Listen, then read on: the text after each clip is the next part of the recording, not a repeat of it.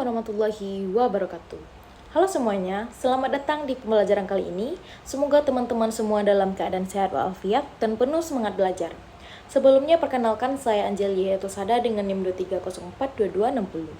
Nah, pada pertemuan kali ini kita akan membahas sebuah konsep penting dalam dunia manajemen dan bisnis modern, yaitu Good Corporate Governance atau sering disingkat dengan GCG. Mungkin sebagian dari kalian pernah mendengar istilah ini, tetapi belum benar-benar paham apa sih maknanya.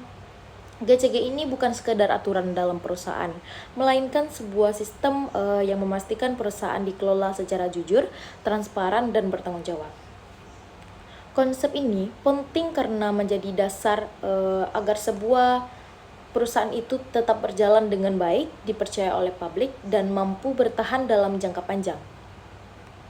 Nah, supaya lebih paham, mari kita bahas bersama apa yang sebenarnya Good Corporate Governance itu. Bagaimana konsepnya, serta mengapa penerapannya itu sangat penting dan berpengaruh terhadap keberhasilan perusahaan. Langsung saja masuk ke materinya. Good Corporate Governance atau sering disingkat dengan GCG. Nah, istilah ini mungkin terdengar formal, tapi sebenarnya konsepnya sangat dekat dengan hal-hal yang terjadi dalam pengelolaan perusahaan sehari-hari. Secara sederhananya, Good Corporate Governance ini adalah sistem, aturan, dan proses yang mengatur bagaimana sebuah perusahaan dijalankan, dikendalikan, dan diawasi agar tetap transparan, adil, dan bertanggung jawab. GCG ini dirancang untuk memastikan bahwa perusahaan dikelola dengan baik dan tidak ada pihak yang disalahgunakan kekuasaannya, terutama untuk melindungi hak-hak para pemegang saham kecil atau investor minoritas dari tindakan pihak yang memiliki kekuasaan yang lebih besar seperti manajer atau pemegang saham mayoritas. Kalau kita lihat lebih dalam lagi, GCG ini bukan cuma berbicara tentang aturan atau struktur organisasi saja, melainkan juga tentang nilai-nilai dan budaya kerja yang harus dijaga dalam perusahaan tersebut. Jadi, perusahaan yang menerapkan GCG ini dengan baik akan selalu berusaha menjaga kepercayaan semua pihak, mulai dari pemegang saham, karyawan, pelanggan, hingga masyarakat luas. Nah, tujuan utama dari penerapan Good Corporate Governance ini adalah untuk menciptakan nilai tambah bagi perusahaan secara berkelanjutan, yang artinya perusahaan tidak hanya fokus mencari keuntungan jangka pendek saja, tetapi juga memikirkan keberlanjutan usahanya dalam jangka panjang. Selain itu, GCG juga bertujuan untuk menjaga keseimbangan antara kepentingan pemegang saham, manajemen, dan pihak lain yang terlibat, sehingga keputusan yang diambil perusahaan benar-benar adil dan bertanggung jawab. Dengan kata lain, GCG membantu menciptakan perusahaan yang sehat, transparan, dan dipercaya. Nah, penerapan GCG ini juga membawa banyak manfaat bagi perusahaan. Misalnya seperti perusahaan bisa mengurangi risiko penyalahgunaan wewenang karena setiap keputusan harus bisa dipertanggungjawabkan. Selain itu, GCG ini membuat pengawasan terhadap manajemen jadi lebih efektif dan efisien, sehingga biaya keagenan bisa ditekankan lagi.